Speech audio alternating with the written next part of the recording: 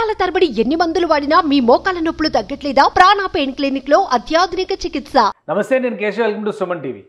ఆంధ్రప్రదేశ్లో ఎన్నికల ఫలితాలపైన సర్వత్రా ఉత్కంఠ నెలకొని ఉన్నటువంటి పరిస్థితి. ఎవరికి వాళ్ళు సర్వేల రూపంలో కొంత డేటా రిలీజ్ చేస్తున్నారు. అలానే రాజకీయ పార్టీలు కూడా తమదైన శైలిలో గాంభీర్యాన్ని ప్రకటిస్తున్నటువంటి పరిస్థితి. అయితే ఎవరు గెలుస్తారు అనే అంశం పైన కేకే సర్వే సంస్థ గత ఎలక్షన్స్ సమయంలో ఒక రిపోర్ట్ రిలీజ్ చేసింది. దాదాపుగా ఆ రిపోర్ట్ యాక్యురేట్గా వచ్చిందనేటువంటి అభిప్రాయం ప్రేక్షకుల్లో ఉంది. అలానే ఇప్పుడు కూడా ప్రీ పోల్ సర్వేకి సంబంధించినటువంటి కొంత డేటా రిలీజ్ చేసింది. ఇప్పుడు పోస్ట్ పోల్ సర్వే పైన ఫోకస్ పెట్టినటువంటి పరిస్థితి. ఉమ్మడి పశ్చిమ గోదావరి జిల్లాలో గతంతో పోలిస్తే ఈసారి రిజల్ట్ ఏ విధంగా ఉండొచ్చు, పోలింగ్ డే తర్వాత పోలింగ్ డే రోజున జరిగినటువంటి పరిణామాల ప్రభావం ఎంతవరకు ఉంటుంది, ఈ అంశాలను విశ్లేషించేటువంటి ప్రయత్నం చేద్దాం. మనతో పాటు కేకే సర్వేస్ ఫౌండర్ కేకే ఉన్నారు. కేకే, నమస్తే. నమస్తే అండి.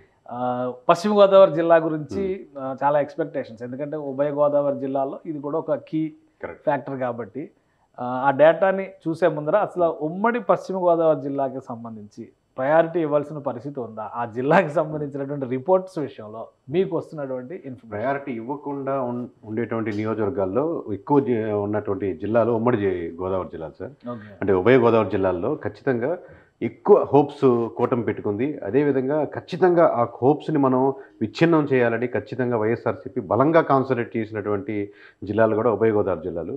మీకు ఆల్రెడీ మనం ఈస్ట్ డిస్కస్ చేసాము. ఇప్పుడు వెస్ట్ గోదావరి, పశ్చిమ గోదావరి జిల్లాలో ఉన్నటువంటి 15 నియోజకవర్గాలు లాస్ట్ టైం మీకు ఆల్రెడీ డిస్కస్ చేసాం. దాని ముందు ఒకసారి కంటెస్టెంట్స్ మీరు డిస్కస్ చేసాం. మనం దాని మీద వాల్యూ ఓవరాల్గా ఉమ్మడి పశ్చిమ గోదావరి జిల్లాలో 15 నియోజకవర్గాలు ఉన్నాయి. అంటే తూర్పుగోదావరి జిల్లాలో 19, అలానే పశ్చిమ గోదావరి జిల్లాలో 15. ఈ రెండు కలిపి 34 నియోజకవర్గాలను ఒక యూనిట్గా కన్సిడర్ చేసేటువంటి పరిస్థితి ఎలక్షన్ సినారియోలో ఎక్కువగా నడుస్తూ ఉంటుంది. సో అదే క్రమంలో ఈ 15 నియోజకవర్గాల్లో జనసేన, బీజేపీ, టీడీపీ ఏ విధంగా సీట్స్ పంచుకున్నాయి, ఇప్పుడు ఎవరెవరు అభ్యర్థులు, ఎవరెవరు ప్రత్యర్థులు, ఈ అంశాన్ని ఒకసారి విశ్లేషించేటువంటి ప్రయత్నం చేద్దాం. పశ్చిమ గోదావరి జిల్లాలో ఉన్నటువంటి 15 నియోజకవర్గాల్లో మొదటి నియోజకవర్గంగా ఒకసారి మనం పరిశీలిద్దాం. ఆ నియోజకవర్గంలో ఎవరెవరు అభ్యర్థులు ఉన్నారో. ఆచంట నియోజకవర్గం, ఈ నియోజకవర్గానికి సంబంధించి Cherukuvada Sri Ranganatha Raju already sitting MLA, గత ఎలక్షన్స్లో గెలిచారు. అలానే మంత్రిగా కూడా ఆయన సర్వీసెస్ అందించారు. ఇప్పుడు ప్రస్తుతం మాజీ మంత్రిగా చూడాల్సి ఉంటుంది. ఇక పితాని సత్యనారాయణ ఆయనకి ప్రత్యర్థిగా తెలుగుదేశం పార్టీ నుంచి కూటమి అభ్యర్థిగా బరిలో దిగారు. ఇక మరొక నియోజకవర్గాన్ని కనుక ఉమ్మడి పశ్చిమ గోదావరి జిల్లా పరిధిలో చూస్తే భీమవరం, ఇది అత్యంత కీలకమైనటువంటి నియోజకవర్గం. వాస్తవానికి గత ఎన్నికల్లో జనసేన అధినేత పవన్ కళ్యాణ్ పోటీ చేశారు కాబట్టి ఈసారి కూడా పోటీ చేస్తారు అనేటువంటి చర్చ ఎక్కువగా జరిగింది. చివరి నిమిషంలో తెలుగుదేశం పార్టీలో మాజీ ఎమ్మెల్యేగా ఉండి సీనియర్ నాయకుడైన పులపర్తి రామాంజనేయుల్ని జనసేనలో చేర్చుకున్నారు. ఆయనకి భీమవరం టికెట్ కేటాయించింది జనసేన పార్టీకి. ఆయనకు ప్రత్యర్థిగా గ్రంథి శ్రీనివాస్, పవన్ కళ్యాణ్తో తలపడినటువంటి గ్రంథి శ్రీనివాస్ ఇక్కడ సిట్టింగ్ ఎమ్మెల్యే, మళ్ళీ ఆయనే ఈసారి వైఎస్ఆర్సీపీ నుంచి పోటీలో ఉన్నారు. మరొక నియోజకవర్గం ఉమ్మడి తూర్పుగోదావరి జిల్లాలో కనుక మనం చూస్తే చింతలపూడి నియోజకవర్గం, ఇది ఎస్సీ రిజర్వ్డ్ కాన్స్టిట్యున్సీ. ఇక్కడ కంభం విజయరాజు సిట్టింగ్ ఎమ్మెల్యే అక్కడ బరిలో ఉన్నటువంటి పరిస్థితి. ఇంకొకటి సొంగ రోషన్, ఈయన ఒక డాక్టరు, ఆయనని తీసుకొచ్చి తెలుగుదేశం పార్టీ కూటమి అభ్యర్థిగా ఇక్కడ బరిలో నిలిపింది. ఇది చింతలపూడి సినారియో. ఇక మరొక నియోజకవర్గాన్ని కూడా మనం పరిశీలిద్దాం. దెందులూరు నియోజకవర్గం కీలకమైన నియోజకవర్గం. చివరి నిమిషం వరకు టికెట్ ఇస్తారా లేదా అనేటువంటి సస్పెన్స్ ఎక్కువగా నెలకొని ఉంది. తెలుగుదేశం పార్టీ తరఫున చింతమనేని ప్రభాకర్కి అందరికంటే ఆఖరణ నామినేషన్ తీసుకున్నటువంటి బీఫామ్ తీసుకున్నటువంటి నాయకుడు చింతమనేని ప్రభాకర్, తెలుగుదేశం పార్టీ అభ్యర్థిగా అక్కడ మాజీ ఎమ్మెల్యే. మరోసారి ఆయన అదృష్టాన్ని పరీక్షించుకుంటారు. ప్రస్తుతం సిట్టింగ్ ఎమ్మెల్యే అబ్బాయి చౌదరి మరొకసారి వైఎస్ఆర్సీపీ నుంచి దెందులూరులో బరిలో నిలిచినటువంటి పరిస్థితి. ఇక మరొక నియోజకవర్గం ఈ పరిధిలో చూస్తే కనుక ఉమ్మడి పశ్చిమ గోదావరి జిల్లా పరిధిలో ఏలూరు నియోజకవర్గం, ఏలూరు అసెంబ్లీ స్థానం నుంచి బడేటి రాధాకృష్ణ తెలుగుదేశం పార్టీ అభ్యర్థిగా బరిలో దిగుతున్నారు.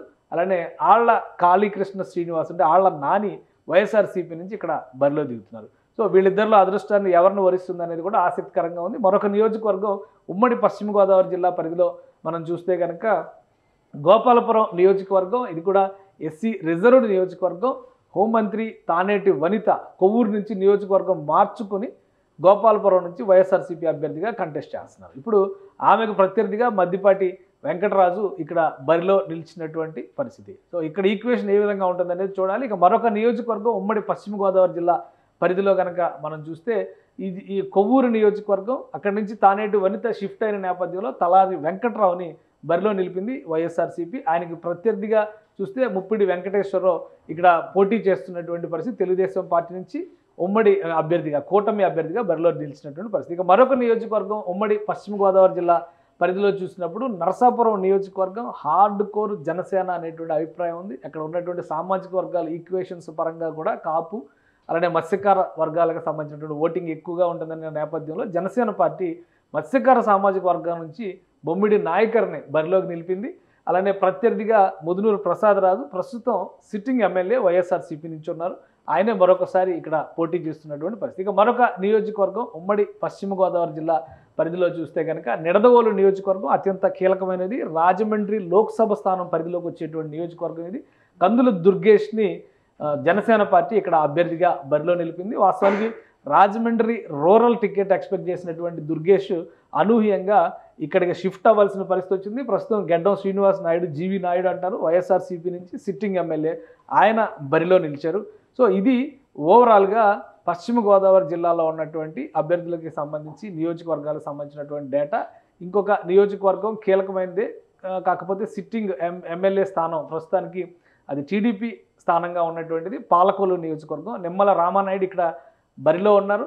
మళ్ళీ ఆయనే తెలుగుదేశం పార్టీ నుంచి కూటమి అభ్యర్థిగా బరిలో నిలిచారు. అలానే గుడాల శ్రీనివాసరావు ఇక్కడ నుంచి వైఎస్ఆర్సీపీ అభ్యర్థిగా గుడాల శ్రీహరి గోపాలరావు వైఎస్ఆర్సీపీ నుంచి బరిలో నిలిచారు. సో వీళ్ళిద్దరి మధ్య పోటీ కూడా ఏ విధంగా ఉంటుందనేది ఆసక్తికరంగా ఉంది. ఇక పోలవరం నియోజకవర్గం ఎస్టీ రిజర్వ్ నియోజకవర్గం, ఇక్కడ జరుగుతున్నటువంటిది కూడా తెల్లం రాజ్యలక్ష్మి, యాక్చువల్గా తెల్లం బాలరాజు సిట్టింగ్ ఎమ్మెల్యే, ఆయనని తప్పించి తెల్లం రాజ్యలక్ష్మికి వైఎస్ఆర్సీపీ టికెట్ ఇచ్చింది.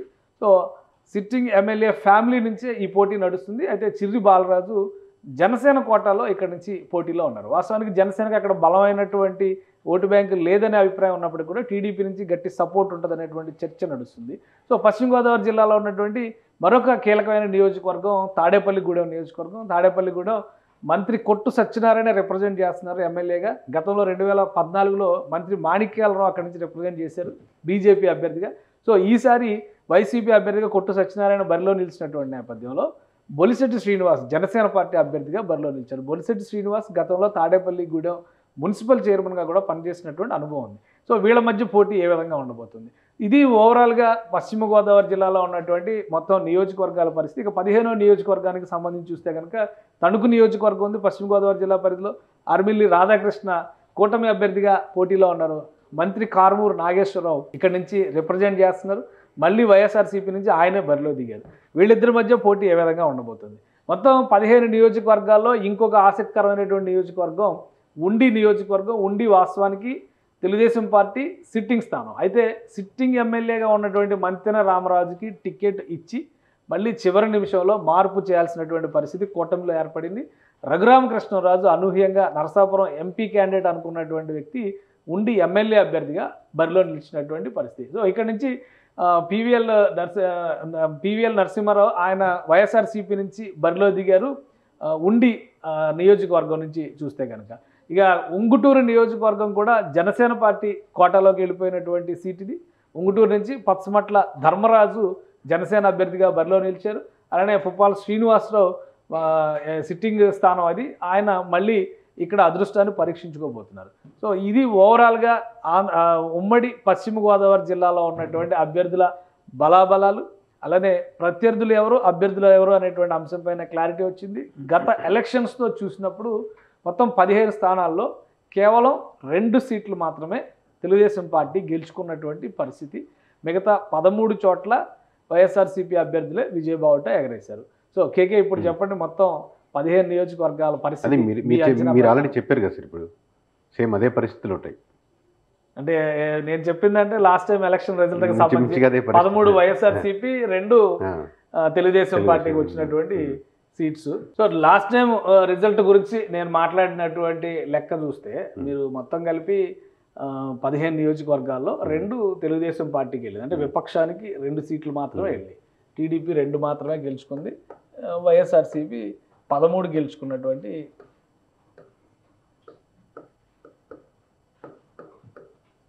సో ఇది 2019 రిజల్ట్. సో ఈసారి ప్రీపోల్ సర్వే కానీ మీ అంచనాలు కానీ ప్రీపోల్ చేసాము. ప్రీపోల్లో గంటాపదంగా చెప్తున్నాం. ఇప్పుడు పోస్ట్ పోల్ మీకు 1వ తారీఖు సాయంత్రం 5 గంటలకు గంట చెప్తాం సార్ గ్యారంటీగా. బట్ ఇప్పుడు ప్రీపోల్లో చెప్పిన నెంబర్ మీదే మేము స్టిక్ ఆన్ అయినాం. సేమ్ ఇదే నెంబర్ రిపీట్ అవుతుంది సార్ కన్ఫామ్గా. వైఎస్ఆర్సీపీకి ఓకే ఒకటి కన్ఫామ్గా, వైఎస్ఆర్సీపీ ఒకటే అని ఒకటే కనపడుతుంది కంపల్సరిగా. సో కూటమి వైపు అయితే మటుకు మీకు ఖచ్చితంగా మొత్తం 15 నియోజకవర్గాల్లో 13 నియోజకవర్గాలు మటుకు ఖచ్చితంగా గెలుస్తుంది కన్ఫామ్గా. కేవలం ఒక్క నియోజకవర్గం మాత్రం టైట్ ఫైట్ ఉంది. ఓకే అంటే ఇప్పుడు ఈ రెండు కలుపుకుంటే ఇది కూడా కొట్టగలదు అనుకుంటే 1 or 2 సార్. ఇది 1 or 2 అనేది మేము పోస్ట్ పోల్లో మీకు అయిపోయాక చెప్తాం 1వ తారీఖు సాయంత్రం 5 గంటలకి. కానీ ఈ 13 నియోజకవర్గాల మటుకు గంటాపదంగా ఇంత ఎక్స్పీరియన్స్ ఉండి, ఇంత బ్రాండ్ వాల్యూ ఉండి, ఒక మాట మళ్ళీ చెప్పేస్తే మళ్ళీ వెనక్కి తీసుకునే అలవాటు లేని సంస్థ నుంచి ఈ 13 మటుకు తగ్గవని గంటాపదంగా చెప్పగలమండి. అంటే ఇది కొద్దిగా షాకింగ్గా ఉంది మీరు చెప్తుంది. ఎందుకంటే ఒకవేళ ఈస్ట్ వెస్ట్లో కనుక ఈ రేంజ్లో స్వీప్ ఉంటే టోటల్గా ఒక వేవ్ నడుస్తున్నటువంటి వాతావరణం రాష్ట్రం అంతా కూడా కనపడాల్సినటువంటి పరిస్థితి ఉంది. కానీ ఎక్కడ కూడా రిపోర్ట్స్లో కానీ సర్వేస్లో కానీ చాలామంది చెప్తున్నటువంటి మాట ఏంటంటే అటు ఇటు కాకుండా ఎవరికి ఇబ్బంది కలగకుండా 110, 120 మధ్య లెక్క నడుస్తుంది సార్. ఇది చాలా దగ్గర నేను వింటున్నాను సార్. మామూలుగా లాస్ట్ టైం ఎలక్షన్స్ అయిపోయిన తర్వాత ఇప్పుడు మమ్మల్ని కమెంట్ చేసిందంటే కేకే మీకేంటంటే లాస్ట్ టైం సర్వే చాలా ఈజీ అండి. ఎందుకంటే వేవ్ 1 సైడ్ ఉంది కదా, అందుకని 151 చేయడం ఈజీ. అందుకని 23 అని 151 దరిదాపులుగా చెప్పగలిగారు. ఈసారి చాలా కష్టమని.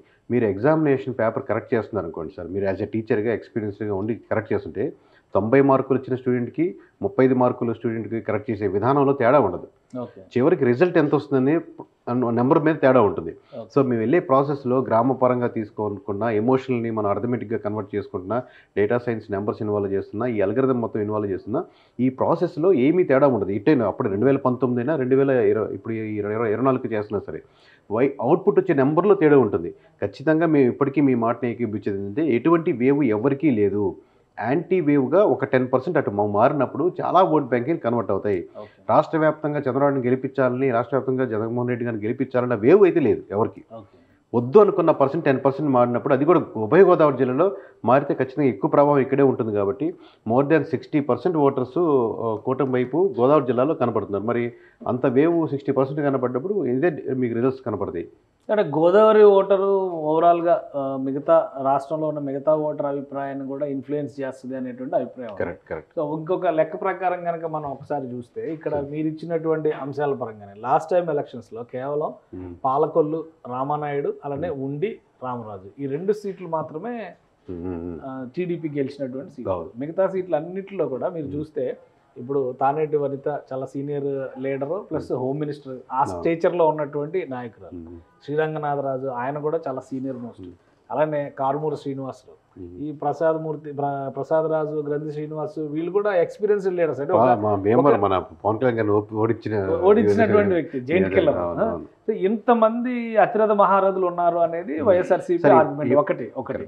రెండోది ప్రత్యేకంగా ఆ జిల్లా వైపు నుంచి చూస్తే కనుక జిల్లాకి చాలా వరకు వనరులు కల్పించడంలో కూడా వైసీపీ అన్ని రకాల స్కీమ్స్ వాటితో పాటు వనరులు కల్పించడంలో కూడా ఫోకస్ ఎక్కువగా ఉంది అనేటువంటి మాట వైసీపీ నాయకులు చెప్తారు. మూడోది కాపు కమ్యూనిటీ ఓటింగ్ని ఎక్కువ ఇక్కడ ఇన్ఫ్లుయెన్స్ చేస్తున్నటువంటి అభిప్రాయం ఉంది. కాబట్టి కాపు కమ్యూనిటీకి ప్రత్యేకంగా మేము కొన్ని సౌకర్యాలు కల్పించాం. అంటే ఇన్వెస్ట్మెంట్ అంటే నిధుల అలాట్మెంట్ విషయంలో కాపు కార్పొరేషన్ కావచ్చు, ఇతర అంశాలు కావచ్చు, మొత్తం కలిపి దాదాపు 60,000 కోట్ల రూపాయలు అన్ని రకాల బెనిఫిట్స్ రూపంలో ఆ సామాజిక వర్గానికి ఇచ్చామనేటువంటి మాట వైఎస్ఆర్సీపీ చెప్తారు. సో ఇవేవి ఈ ఫ్యాక్టర్స్లో, ఓటింగ్ ఫ్యాక్టర్లో ఇవేవి కూడా క్రైటీరియాగా రాలేదు. అంటే ఇప్పుడు ఏదైతే వైసీపీ కోర్ ఓట్ బ్యాంకింగ్ ఉంటుందో వాళ్ళు గట్టిగా ఎమోషనల్గా మీరు చెప్పినట్టు మాట్లాడేదానికి ఉపయోగపడింది. కానీ ఎప్పుడైతే మీకు ఓటింగ్ పర్సంటేజ్ ఇంత డిఫరెన్స్ వచ్చినప్పుడు ఒకటే సార్, పార్టీ యొక్క వ్యతిరేకత వచ్చినప్పుడు ఇండివిజువల్ క్యాండిడేట్ ఆ బరువుని అంత బరువుని మొయ్యలేడు. తక్కువ బరువు అంటే 3,000, 5,000, 8,000 తక్కువ ఉంటే తను కన్వర్ట్ చేయగలడు. కానీ తన నియోజకవర్గంలో 40,000 ఓట్లు పోతున్నప్పుడు తిను ఎక్స్ట్రా 10,000 తెచ్చుకుని దాన్ని ఆపలేదు డిఫరెన్సెస్. మీరు ఉభయ గోదావరి జిల్లాలో మెజారిటీలు 40,000, 50,000 ఉంటాయి మెజారిటీలు. రేపు పొద్దున్న రిజల్ట్స్ వచ్చాక మీరు గమనించండి 30,000, 40,000, 50,000 అలా ఉంటాయి.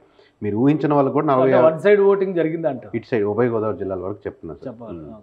ఇంకొకటి ఇప్పుడు ఓవరాల్గా మనం లెక్కలు చూస్తే కూడా ఇక్కడ ఉన్నటువంటి నియోజకవర్గాల విషయంలో కొన్ని టఫ్ కాన్స్టిట్యున్సీస్ ఉన్నాయి, ప్లస్ రిజర్వ్డ్ కాన్స్టిట్యున్సీస్. ఇప్పుడు పోలవరం కావచ్చు, చింతలపూడి కావచ్చు, అలానే కొవ్వూరు కావచ్చు, ఈ కాన్స్టిట్యున్సీ గోపాలపురం, వీటిలో ఎక్కువ శాతం వైసీపీకి కోర్ ఓటింగ్ ఇచ్చేటువంటి కమ్యూనిటీస్, సామాజిక వర్గాలు ఉన్నాయనేటువంటి అభిప్రాయం. సో అక్కడ ప్రభావం ఎలా ఉంది అంటే అక్కడ ఇప్పుడు ఎస్సీ నియోజకవర్గాలు అయినా కానీ కాంబినేషన్ 2 మండలాలు కాపు డామినేషన్ ఉన్నటువంటి నియోజకవర్గం. ఇప్పుడు మీకు చింతలపూడి అన్నారు కాబట్టి చెప్తున్నాను, జంగారెడ్డి కూడా ఉంటుంది, అది కొంచెం డామినేట్గా కాపు ఓట్ బ్యాంక్ నియోజకవర్గం. అట్లా అని చెప్పి ఎస్సీల్లో కూడా కంపారిటివ్లీ పోయినసారితో పోలిస్తే పర్సంటేజ్ తగ్గింది. ఇంక్లూడింగ్ మీరు రెడ్డీస్లో కూడా పోయినసారి అంటే అలా చెప్పుకోవడం డిస్కషన్ కరెక్ట్ కాకపోవచ్చు, బట్ మనం అదే అంత బాగా అంటే మన నాకు పర్సనల్గా సిగ్గేస్తుంటుంది. బట్ ఇంకా క్యాస్ట్ల పరంగా లేకుండా మనం ఆంధ్రప్రదేశ్ రాజకీయాలు డిస్కస్ చేయలేము కాబట్టి రెడ్డి కమ్యూనిటీలో కూడా మీకు పోయినసారితో పోలిస్తే కొద్ది పర్సెంట్ డిఫరెన్స్ కనపడింది. ఆబ్వియస్గా షిఫ్ట్ అయ్యేది ఎక్కువ బీసీ ఓట్ బ్యాంక్ అన్న ఎటు సైడ్ అవుతుంది అనేది డిసైడింగ్ ఫ్యాక్టర్. ఆబ్వియస్గా ఎస్సీ ఎస్టీ మైనారిటీస్ మెజారిటీ శాతం వైసీపీ ఉంటాయి. కానీ ఇప్పుడు ఈస్ట్ గోదావరిలో కానీ వెస్ట్ గోదావరిలో కానీ ముద్రగడ పద్మనాభం ఫ్యామిలీ వీళ్ళందరూ కూడా చాలా స్ట్రాంగ్ గా వర్క్ చేశారు. సో వాటి ప్రభావం ఏమి పనిచేయలేదా కమ్యూనిటీస్ లో? వాళ్ళ ప్రభావం వాళ్ళ మీద బాగా పనిచేసింది సార్, ఎందుకంటే వాళ్ళు తిరుగుతున్నప్పుడు అలిసిపోతారు కదా ఖచ్చితంగా. సో ఖచ్చితంగా అల్పు ప్రభావం వాళ్ళ మీద కనపడుతుంది, కానీ ఇతరుల మీద ఆ ప్రభావం ఏమి లేదు. ఓకే, ఇంకొకటి ఓవరాల్ గా మీరు ఇచ్చినటువంటి నంబర్స్ లో విశాఖ కన్ఫర్మ్డ్ గా వైసీపీకి ఎన్ని వస్తాయి అన్నారు? 1 అన్నారు. ఈస్ట్ గోదావరి విశాఖ ఒక సీట్ కన్ఫర్మ్ కనపడుతుంది. అంటే మీరు ఆల్రెడీ మనం చేసాం కాబట్టి విశాఖలో మొత్తం 15 నియోజకవర్గాల్లో 11 నియోజకవర్గాలు కూటమికి, 1 నియోజకవర్గం వైఎస్ఆర్సీపీ అన్నాం. 3 టఫ్ ఫైట్లు ఉన్నాయి సార్. ఇప్పుడు ఆల్రెడీ మనం డిస్కస్ చేసుకున్నటువంటి ఈస్ట్ గోదావరిలో 19 నియోజకవర్గాల్లో 13 కన్ఫర్మ్ సీట్లు సార్. 1 మాత్రమే వైఎస్ఆర్సీపీకి కనపడుతుంది సార్. 1 టఫ్ ఫైట్ ఉందని చెప్పాను సార్. ఇది సారీ 1 కాదు 5. ఇది వెస్ట్ సార్, వెస్ట్ గోదావరికి వస్తుంది. ఓకే, ఇది వెస్ట్ గోదావరిలో 15 నియోజకవర్గాల్లో 13 1 సార్. ఓకే, ఇది ఇప్పుడు మనం డిస్కస్ చేసి మీరు చెప్పిన లెక్కనే ఒకసారి మనం ఈ అంశాన్ని పక్కన పెట్టేసి చూస్తే ఇక్కడ నుంచి చూసినా కానీ 37 సీట్లు దగ్గర వచ్చేస్తున్నాయి. అంటే మీకు సార్ మీకు ఇంకో కాంబినేషన్ చెప్తున్నాను సార్. మీకు శ్రీకాకుళం, విజయనగరం, వైజాగ్ తీసుకోండి, 3 తీసుకున్నా సింగిల్ డిజిట్ దాటదు వైఎస్ఆర్సీపీ. ఇదే తీసుకోండి, పోనీ ఉభయ గోదావరి జిల్లాలు తీసుకోండి, ఈస్ట్ వెస్ట్ అలా తీసుకుంటే మీ కాంబినేషన్ అంటే వైజాగ్ అంటే ఉత్తరాంధ్ర కింద వెళ్ళిపోద్ది కాబట్టి మొత్తం మీ total east Godavari west Godavari తీసుకుంటే 34 సీట్లు మీరు వేసినటువంటి లెక్క ప్రకారం 16 కన్ఫర్మ్డ్ సీట్లు కూటమికి కనిపిస్తుంది. 16 ఏంటి 13 26 సీట్లు కూటమికి కనిపిస్తుంది. 26 సీట్లు కనిపిస్తున్నాయి. అంటే ఇప్పుడు నా డౌట్ ఏంటంటే మీరు కరెక్ట్ గా చెక్ చేసి చెప్తున్నారా ఇవన్నీ, లేదంటే మనం ఏదో డిజిటల్ సెన్సేషన్ కోసమో ఇంకొక కన్ఫ్యూజన్ కోసం మాట్లాడుతున్నామా? ఎందుకంటే వైఎస్ఆర్సీపీ అధికారంలో ఉన్న పార్టీ, 151 చేసినటువంటి పార్టీ, ఇప్పుడు 151 క్రాస్ చేస్తుంది అని అధినేత జగన్మోహన్ రెడ్డి చెబుతున్నటువంటి పార్టీ. సో ఇంత వర్క్ చేసిన తర్వాత మీరు చెప్పిన 3 కీ కాన్స్టిట్యున్సీస్లో 1 తప్పితే కన్ఫర్మ్డ్గా గెలిచే సీట్లు లేవు అంటే చూసే ప్రేక్షకులు ఏమనుకుంటున్నారు అనేది మనం అసలు 0% మనం పట్టించుకునేది లేదు. ఎందుకంటే మనం చేసి చూసే ప్రేక్షకుల కోసం యూట్యూబ్ కోసం కాదు. ఆబ్వియస్గా మన ఎమ్మెల్యేలకి లేకపోతే మన దగ్గర రిపోర్ట్ పర్చేస్ చేసే వాళ్ళకి విలేజ్ లెవెల్లోనూ మండల లెవెల్లోనూ రిపోర్ట్ సేల్ చేస్తున్నాం. పైగా ప్లస్ మనకు రీచ్ బ్రాండింగ్ ఉంటే అడ్వాంటేజ్ కాబట్టి అదే నెంబర్స్ని బహిర్గతంగా ఓవరాల్గా ఇది ఉంది ఫ్యాక్టర్ అని చెప్తూ ఉంటాం. సో ఓన్లీ కూర్చొని కుల సమీకరణాలు వేసేసి ఇది ఇలా వస్తుంది, ఇది వేవి ఇలా ఉంది అని చెప్పి అది లేదు.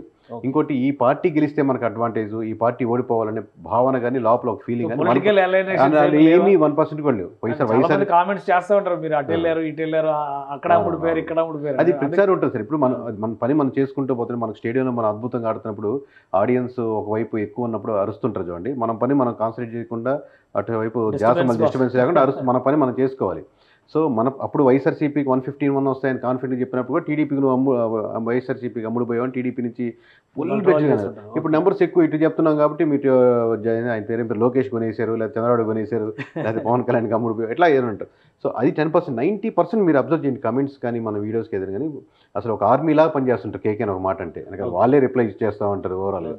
ఎందుకంటే ఆ నెంబర్స్ మనకు కాన్ఫిడెంట్గా చెప్తాడు, లేదా అనలిటిక్స్ మనం ఎక్స్ప్లెయిన్ చేసినప్పుడు ఈ పాయింట్ కరెక్టే, వీళ్ళు వ్యతిరేకంగా ఉన్నారు నిజమే అని. సో ఫైనల్గా మీరు ఒక విషయం చెప్పండి. ఇప్పుడు పోస్ట్ పోల్ సర్వే జరుగుతుంది అన్నారు, 1వ తారీఖు ఫైనల్ ఫిగర్, 1వ తారీఖు సాయంత్రం 5 గంటలకి ప్రతి ఒక్క ఛానల్లో చేంజ్ ఉండే అవకాశం ఉందా? ఇదంతా కూడా ప్రీ పోల్ ఇవి చేంజెస్ ఉంటాయి సార్. ఇవి ఖచ్చితంగా ఎవరికి వెళ్తాయనే చేంజెస్ ఉంటాయి, కానీ ఆ క్లారిటీ వీటిలో సింగిల్ నెంబర్లో 1, 2 ఓవరాల్గా స్టేట్ వైడ్గా 1 number change, 1 number 2 number change ఉండొచ్చు, కానీ వీటిలో 99% చేంజ్ ఉండదు సార్. చేంజ్ ఉండదు, అదే యాజ్ ఇట్ ఈస్గా జరిగే అవకాశం ఉంది. అంటే పోలింగ్ డే జరిగిన పరిణామాలు కానీ సార్ మనం ఒకటే మాట చెప్తున్నాం సార్, డే 1 నుంచి మనం చెప్పినోడే గెలవాలా, మనం చెప్పనోడు ఓడాలా, ఈ స్టాండ్ మీద వెళ్తున్నాం. అది సింగిల్ నెంబరే. సో మీరు ఆ కాన్ఫిడెంట్గా ఉన్నారు, మీరు ఇచ్చేటువంటి ఫిగర్ పక్కాగా వస్తుంది అనేటువంటి కాన్ఫిడెన్స్. సింగిల్ నెంబరే, మళ్ళీ అటు ఇటు +10 -10 లేవు, ఒకే ఒక నెంబర్ చెప్పబోతున్నాం. రైట్, అంటే రెడీ అయిపోయిందా అది? ఇంకా ఒక 7-8 నియోజకవర్గాల మీద లాస్ట్ అడగున్నాను సార్, తలమునకలు అవుతున్నాడు. చాలా ఎడ్జిల్లో ఉన్నాయి ఇవి.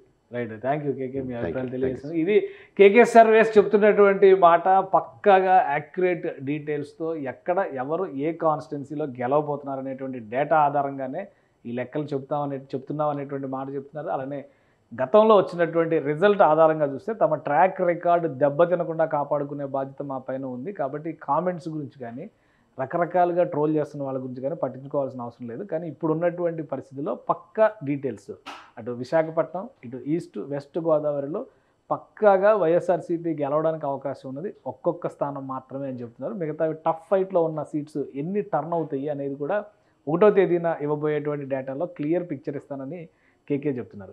ఇప్పుడు ఆంధ్రప్రదేశ్లో ఉన్నటువంటి ఎన్నికలకు సంబంధించినటువంటి అలర్ట్నెస్, అలానే ఎవరు గెలుస్తారనేటువంటి ఉత్కంఠ, వీటన్నిటిపైన విస్తృతంగా చర్చలు జరుగుతున్నటువంటి నేపథ్యంలో గతంలో మంచి సర్వేలు చేసి మంచి డేటా ఇచ్చినటువంటి కొన్ని ఏజెన్సీలని దృష్టిలో పెట్టుకుని సుమన్ టీవీ వారి ఫీడ్బ్యాక్ ప్రజలకు చేరవేసేటువంటి ప్రయత్నం మాత్రమే చేస్తుంది. అందులో భాగంగానే సుమన్ టీవీకి ఈ డేటాతో ఏమీ సంబంధం లేదు, కేకే సర్వేస్ చేసినటువంటి డేటాకి పూర్తి బాధ్యత కేకేనే తీసుకునేటువంటి అవకాశం ఉంటుంది. కాబట్టి ఆయన క్లియర్గా చెప్తున్నారు, 1వ తేదీన ఒక్కొక్క నంబర్తో ఏ పార్టీ ఎన్ని సీట్లు గెలవబోతుంది అనేటువంటి అంశాన్ని బహిరంగంగా ప్రకటిస్తానంటున్నారు.